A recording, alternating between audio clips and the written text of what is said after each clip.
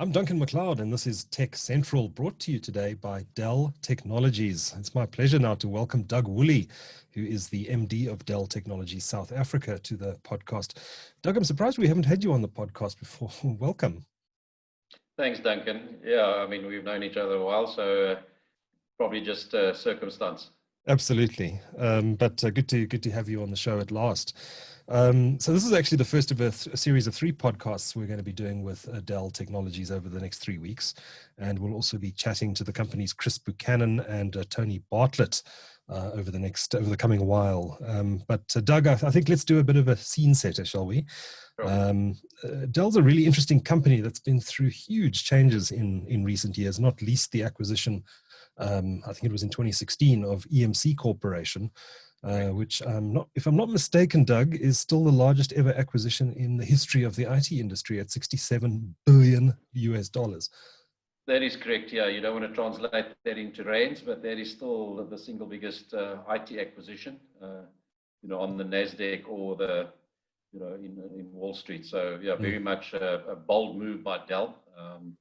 I think seen by many insiders as possibly not a good move, but I think it's paid off handsomely over the course of the last, 4 years. So, very bold but brave and good move at the end of the day for staff and customers generally. Now, I don't know what the rand dollar exchange rate was in 2016 when this deal was done, but let's crunch the numbers. I'm pretty sure that's over R1 trillion. That is over R1 trillion. That's what I said. Let's not do it in rands because it might, upset us a bit. Just give you and it probably just gives you an indication of the sort of scale of business sure. we're talking about here, and just how epic that deal was when it was announced. But let's go all the way back to the beginning, Doug. Dell, of course, was started by Michael Dell all the way back in 1984. The company was already... It was called PCs Limited. I actually didn't know that until I was researching for this podcast. It was called PCs Limited when it was founded back in ¡84. And it really invented the idea of selling directly to businesses and end users rather than using the channel. And it was kind of pioneering at the time, wasn't it? Yeah, I think it was. Everybody worked through a channel ecosystem to try and, get the breadth and reach. And, it obviously led to a number of other innovations for the day. One, the whole management of the supply chain and making sure, that was fairly well managed, from design right through to the component level. And then secondly, the whole online, especially in the US of A, the whole, take on online and letting, customers of any size order online and get your, desired PC at the spec and the price that you could afford at that stage in time. So yeah, very revolutionary, shook up the industry quite a lot, and created one or two. I still remember one or two competitors like Gateway, who are no longer, and a few other players. And it was very revolutionary for that age. I mean, it's 36 years ago if you think about it. So yeah, no, quite indeed. scary. No, indeed. And you mentioned Gateway, and there's a lot of computer companies that were around in those days, which were competing aggressively. I mean, names like Compaq, which was, of course, swallowed by HP, I think, at one point. And Dell is a very different company now compared to what it was then. It's not just in the PC business. It's a broad-based technology products and services company that really services the needs of corporate customers from end to end, right? Correct. Yes. I mean, the company has evolved quite dramatically. The EMC acquisition, has been pivotal to that transition as a business. And I think, today we really see ourselves as the essential infrastructure company, right from the edge, to the core, to the cloud. And that doesn't leave out, consumers and customers around our, desktop and notebook environment.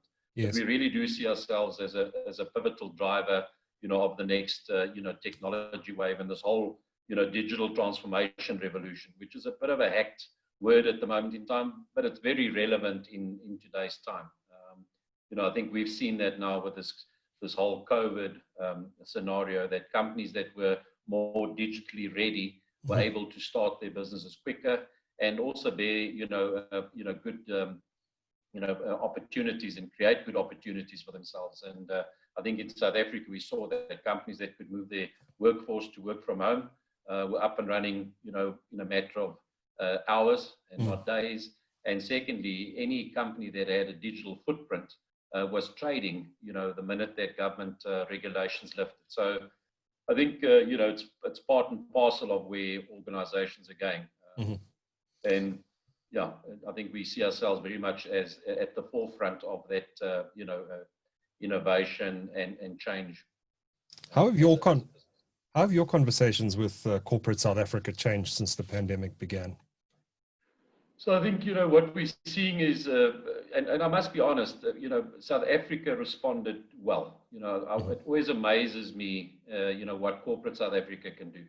And I've spoken, to a lot of CIOs, and most of them had their workforce working from home within a week. Yes. So that's kudos to all of the various CIOs. Sometimes not as eloquent as what they want to, but I think and elegantly. But it's been amazing what they've been able to achieve, and I think it's the next phase that they're now looking to move to. So in a lot of discussions with a lot of the CIOs, they're not foreseeing a lot of people moving back to an office-based environment. Most of them are trying to get to a 50% mix. And that's across many, many industries of 50% of the workforce working from home, and really creating an environment for them to do that.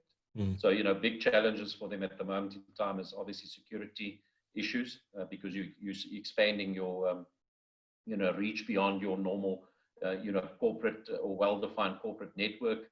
Obviously the whole scenario of making sure that people can access those applications, or the various tool sets that they've got at the office in the same way as what they would in the office. And then I think the other one is really creating an environment that sort of mimics the office environment. So it's also leading to studies around how do we set new sets of KPIs, because you're managing people more remotely.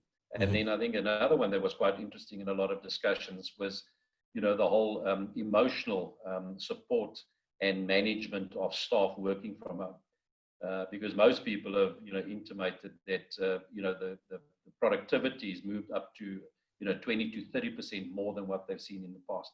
But they're starting to see burnout and emotional challenges as people are not able to balance this new way of work.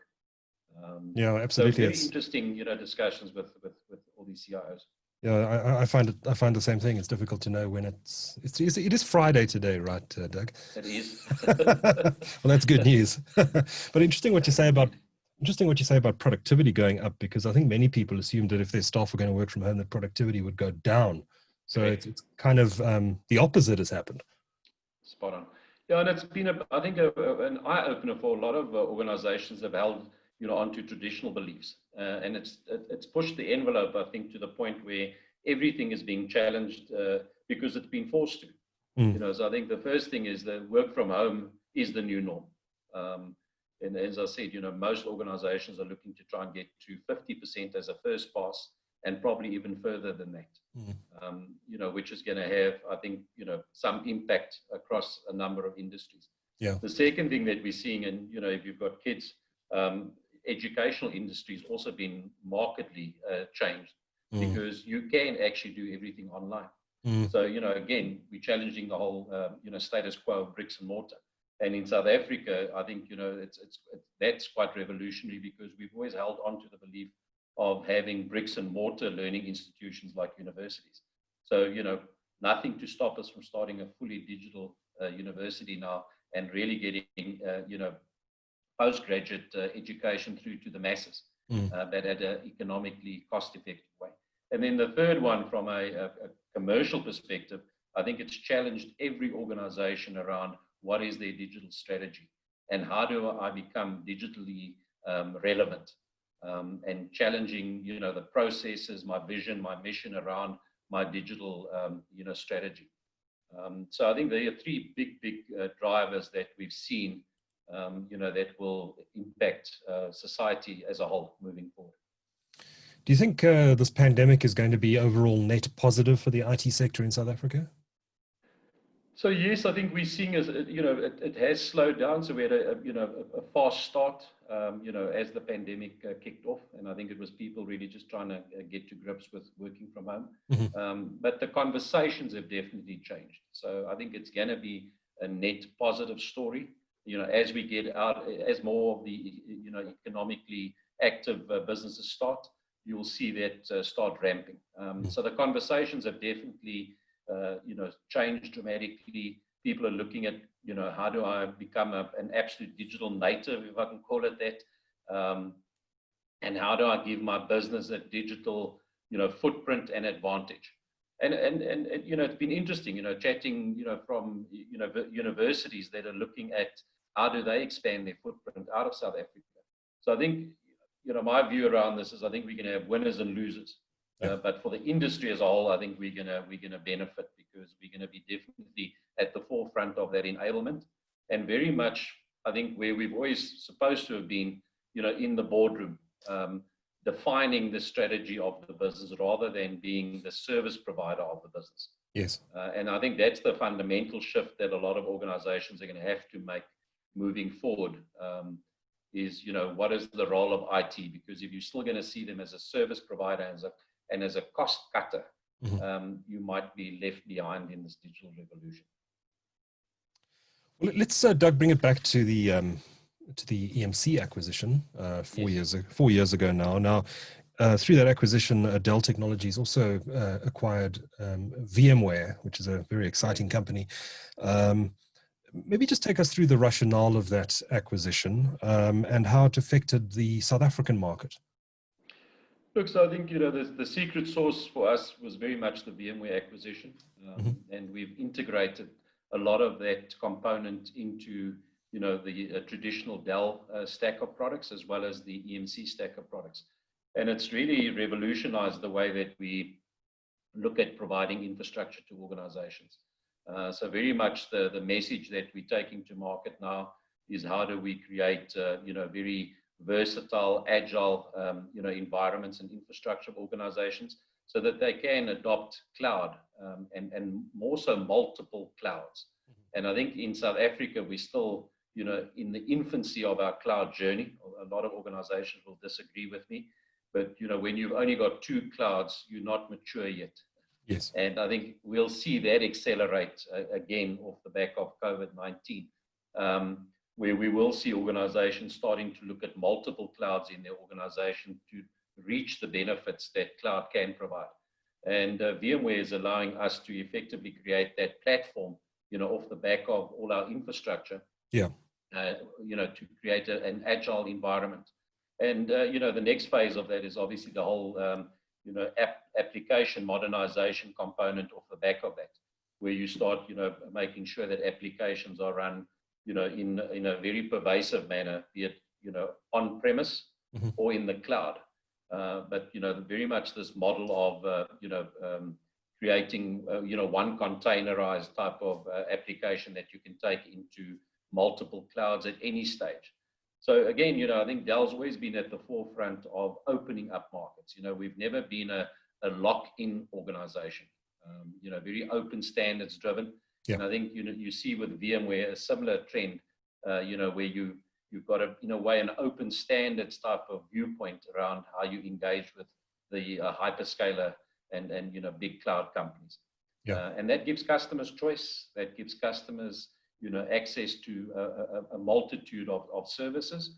And it makes sure that, everybody stays true to the right cost model. Integrating companies of this size must be a challenge, though. Maybe take us through how it worked here in South Africa. I mean, EMC was already had a subsidiary here in South Africa. I think VMware also had a subsidiary here in South Africa. What's happened since the acquisition on the ground in terms of bringing these businesses together? Are they all working out of the same building now? How's it actually practically gone? Yeah, so we've left VMware as a standalone company, and I think it makes sense because they, a broader aggregator across multiple sectors of the IT industry. But the EMC integration happened rapidly. I mean, we were in the same building within 6 months in South Africa. Once we had the Competition Commission approvals and everything done, and we were on the similar systems probably within under a year. Wow. And that integration is still happening. And I think the other big trick, and this is my personal opinion, I think where we were smart is we retained as many of the staff from both companies, to make sure that you retain the IP that sits within individuals. And I think that made it a fairly seamless integration. So you probably operated a little bit in silos, but I think from a customer perspective, they had all the skill sets necessary, available. We didn't try and do a hard, integration in the first 18 months. And that has paid dividends. Our share gain is testimony to that. And obviously, I can't talk to the numbers. People must go and look at IDC. But we've definitely seen a marked, positive position for Dell in terms of share gain over the last 4 years. Interesting. So Interesting. I think it's been a very, very successful merger overall.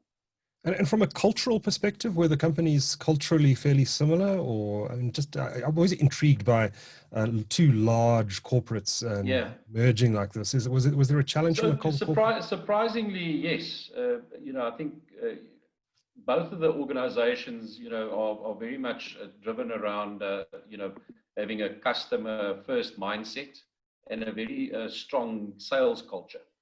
And because of that, I think you found that the integration happened much quicker. Okay. And there, we also had, I think, two components that that helped us, see value in each other.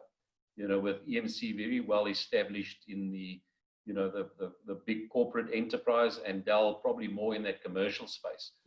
So each organization found its niche, and the integration and the value that got created, was very noticeable. So, and obviously in every, merger, you're going to have the odd hiccup, but not as many as I think people anticipated. And it, you can just see the results of the organization. It's gone swimmingly well. Many mergers of this size have actually, been the opposite of successful. Yes. And a lot of those organizations are not around. Yeah. How long has Dell been in the South African market for? I think we celebrated our 21st birthday 2 years ago. Okay. So it's probably been 23 years that Dell itself has been in South Africa.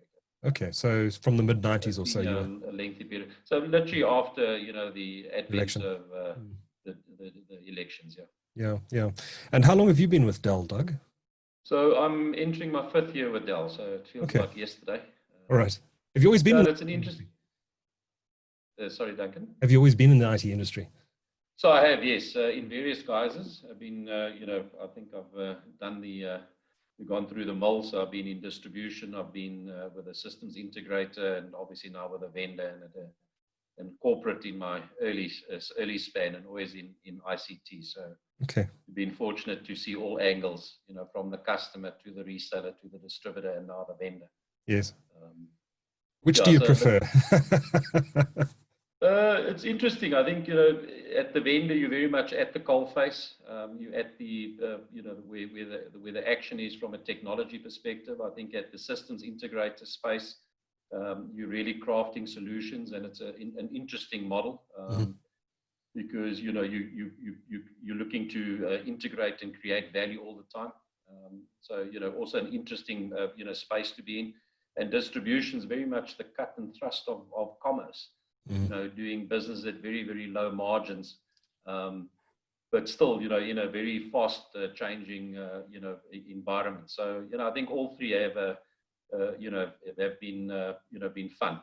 And I think it really comes down to people at the end of the day. For sure. And I think the IT industry in general, have, fairly decent people in various areas. So it's always been a fun industry, changes rapidly. And nice people to deal with in most instances. I know this may be a little bit off script, Doug, but it has always amazed me that people in the IT industry, particularly in these multinationals, spend so much time on airplanes traveling to meetings. I'm sure it's been a regular part of your schedule for many years, Doug. Do you think that with the pandemic that's going to change? Do you think we're going to see people using online tools like Zoom and Teams, etc., much more Sure. frequently going forward? And what does that look like for Dell? So we're already seeing that. So, we've held a lot of webinars already on that basis, and successfully so in South Africa and globally. And most of our even executive briefings are done over, whatever choice of, a video conferencing system you're looking for. Yeah. And then all our reviews are done on that as well. Okay. So I think it is going to have a marked impact, around travel. Yeah. And, I think the only thing you'd probably miss is that people interaction, when you're looking to do team building and a different angle. But I think for, most business, it's going to probably be driven around an electronic format rather than having to fly and see people. So it's going to have an impact for sure. And we see it, we can see it's working. So it's not like it's not a feasible option. Yeah.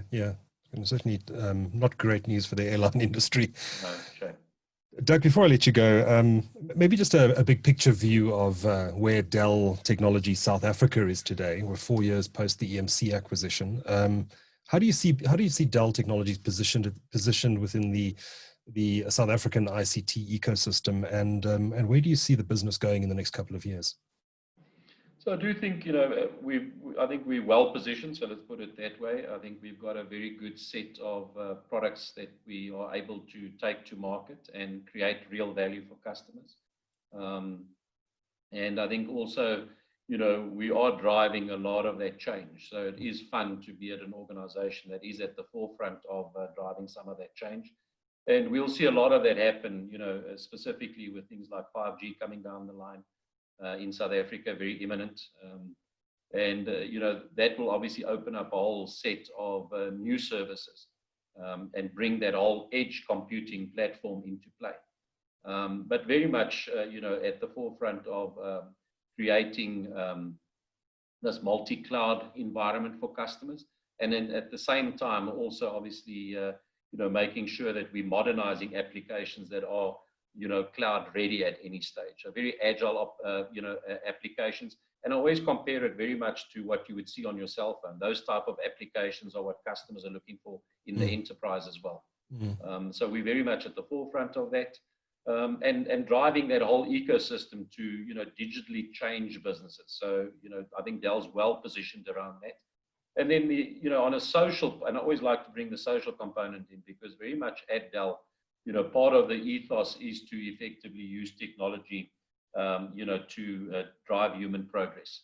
And it's very much, part of Michael Dell's ethos, through things like Dell Giving. And in South Africa, we've been very instrumental at also creating that, driver with our academy, with our bursary programs that we've got, some of our outreach programs to universities in South Africa. So that to me is also very important, is to leave a corporate legacy, that is changing your country and your citizens in your country, and creating that, a passage of change that is so required in South Africa from a jobs creation perspective. So I'm also very proud to say, that's a very nice component when you're working at Dell, is that you can effectively see social change, that we do on a regular basis. And that is very much, part of Dell's ethos. It's not just to be this big corporate wolf that looks to profit, but effectively, what are we doing to change society? And what are we doing to, assist people, from the poorest of the poor to people that, are not well educated.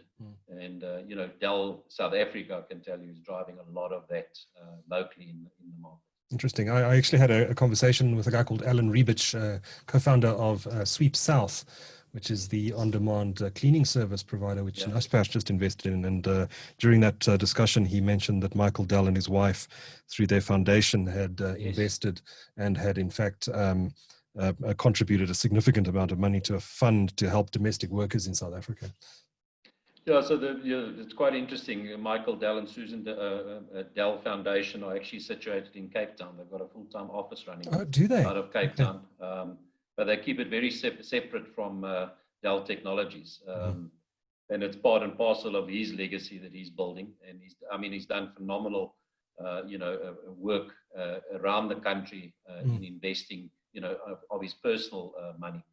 Not something that, the Dells talk a lot about.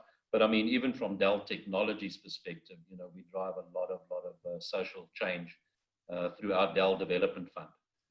And it's a 10-year program that we've, embarked on and committed to government as part of our equity equivalence.